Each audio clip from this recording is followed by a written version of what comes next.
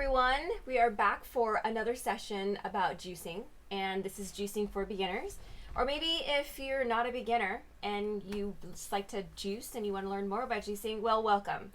I've been juicing for over, I guess like 6, 7, 8 years. I started when I was in medical school, and it's just been an incredible experience ever since. But I've become very attracted to sharing my experience and going through questions and answering questions that I see a lot of people have about juicing. It's a very, I guess, different territory to dieting, juicing. However, it's very beneficial for weight loss, for helping, support any type of health conditions, and sometimes even reversing certain health conditions. So today we're going to talk about 3 questions that I found online on Facebook, and I want to share with you my answers to these questions. I see so many questions come up, and I'm thinking, man, I got to tell more people about this because obviously there's a lot of people who are into juicing. So let's get right into what those questions are. The first question is about stubborn fat. How many of you are like trying to get rid of some stubborn fat? Hello, isn't that why we all try and start some kind of weight loss program or a dieting program? Well, of course, because we want to lose weight, right? We want to, get into our beach body and feel good for the summertime. So stubborn fat, can we get rid of stubborn fat with juicing? Yes, you can. You sure can. In fact, it's a combination of juicing and intermittent fasting. Well, juicing and then, eating maybe like a small snack before 5 o'clock.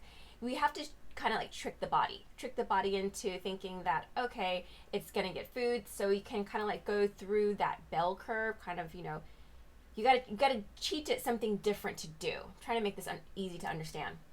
So how do you get rid of stubborn fat? Well, there's a couple of combinations of juicing recipes that you can put together. Definitely ginger. Whenever you add ginger to your juice, it's a metabolizer. It's going to help burn off the fat. Our fat cells, they grow. They get bigger and bigger and bigger. Each time we eat more junk, the cells just start to grow. But when we clean up our system, we're drinking lots of water. Water is the number one key.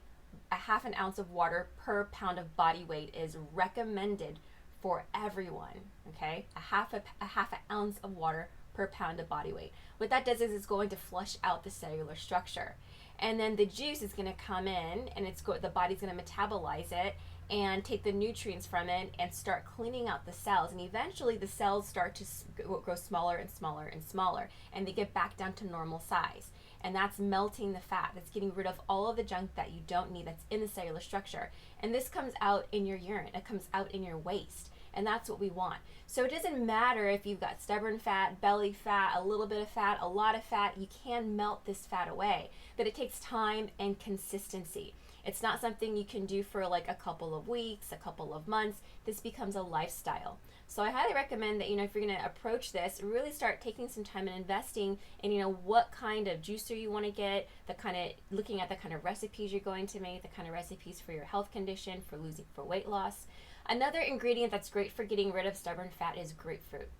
The wonderful thing about juicing is that the juicer extracts all of the cold pressed juice, all of the nutrients, and it allows your body to absorb the nutrients within minutes. And it gets it into your system, and then your body starts to flush it out. Can we replace our meals with juicing? We're going to get to that. So stubborn fat recipes would be something like a grapefruit with ginger, any citrus. So adding lemon is going to make your juice more like a pH balance, more alkaline. And that's what we want. We want to alkaline our body to help bring our body back into like a very alkaline base. Now our stomach already has acid in it, and we are just neutralizing it so that way we don't actually invite more bacterial growth into our system. So it is over acidic. We want to keep that natural balance.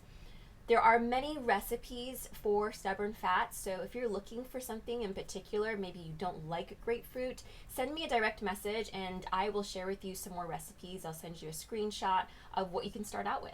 All right, let's move to our next question. Can I go on a liquid diet while breastfeeding? Okay, moms, new moms, moms going through, who are postpartum, you don't want to think about juicing while you're pregnant. You want to eat healthy, you want to eat food that is tonifying, you want to eat meats, okay, because you just lost a lot of blood. So you want to increase the body's ability to create more nutrients and just to feel healthy. I wouldn't recommend that juicing is a good idea if you're living in a cold climate or for somebody who just had a baby. You want to continue nursing, and then when you finish nursing for that year, that 6 months, that 2 year, then start incorporating a dieting or a lifestyle program that's going to benefit you and your baby. Now you can juice while you're nursing, okay? You can, but you don't want to go on a liquid diet or a type of cleanse while you are nursing. It's better to just incorporate it into your lifestyle, incorporate it into your day, as well as your regular food that you're eating. So I know that many women, they gain weight when they're pregnant and they want to get rid of that baby fat, but guess what? The more you nurse, when you nurse, you're going to be losing all of that fat. Nursing actually helps you lose weight. Now, I've seen this happen before, so I encourage women who are having children to just continue to breastfeed and continue to breastfeed until you see that baby fat go away, or if it starts to actually exceed into like the 2 year mark, then wean your baby off and then incorporate a juicing regimen. But you don't want to just go to a liquid type of lifestyle while you're breastfeeding. So I hope that is supportive to anyone who out there who is juicing and who has a baby and is thinking of if this is the right thing to do. Next question. How many ounces should I drink if I'm replacing a meal? Ooh, very good question. Now it depends. If you're replacing a meal and this is something for weight loss, or maybe you're just doing a cleanse, you would drink at least 32 to 64 ounces of juice a day, in addition to your a half an ounce of water per pound of body weight. Now, are you going to be hungry? Well, if you're cold pressing your own juice and you're making your own juice, it's not going to be as expensive as it is if you were to go to a place and buy your juice, like a juice bar. So I would recommend just really investing into a juicer and making the juice yourself. That way you can control the amount of fruits and vegetables that you are going to juice. Some juices that are some ingredients that are beneficial and yielding a lot of liquid are things like celery and cucumber. Pineapple is really good too, but there's a rule, there's a guideline. You want to juice a minimum of 3 vegetables and 2 pieces of fruit if you're replacing it for a meal. But if it's for a certain health condition, then that is different. My notifications always go off. How do I stop these notifications from going off? I swear, I've been into my settings and I've tried to change these settings, but no matter what, they're always going off. So I apologize. But anyways, that would be my recommendation. To start with 3 vegetables and 2 pieces of fruit. That fruit could be a pineapple and it could be a green apple. But if you're combining more than 2 pieces of fruit, then your juice is going to be too sweet.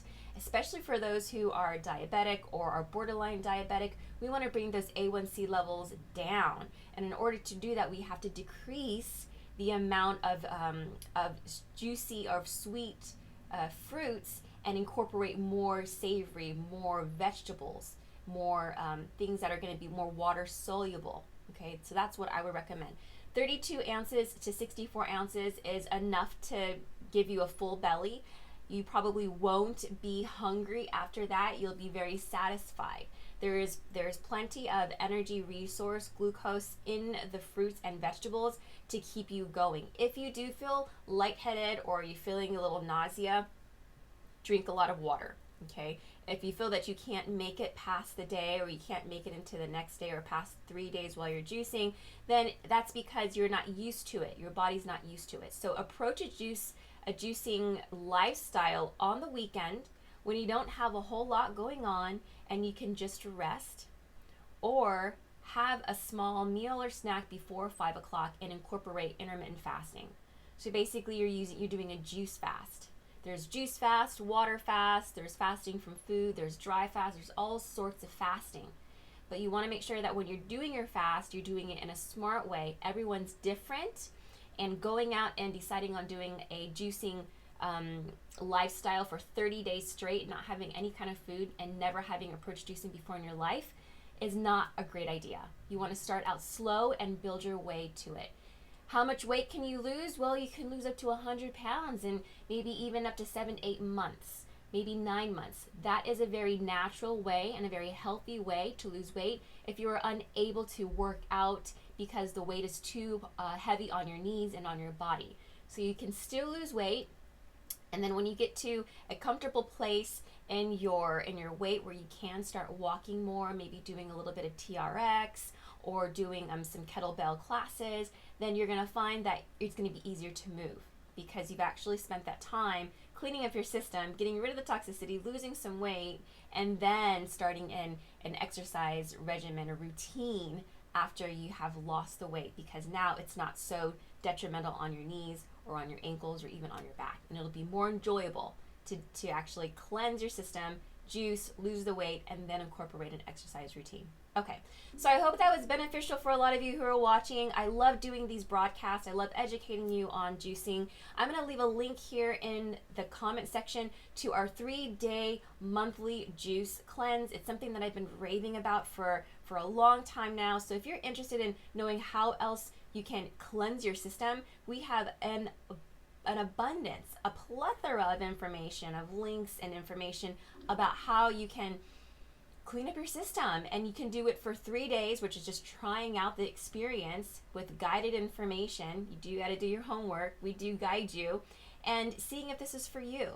I always recommend doing a cleanse at least once a month just to clean up all of the junk.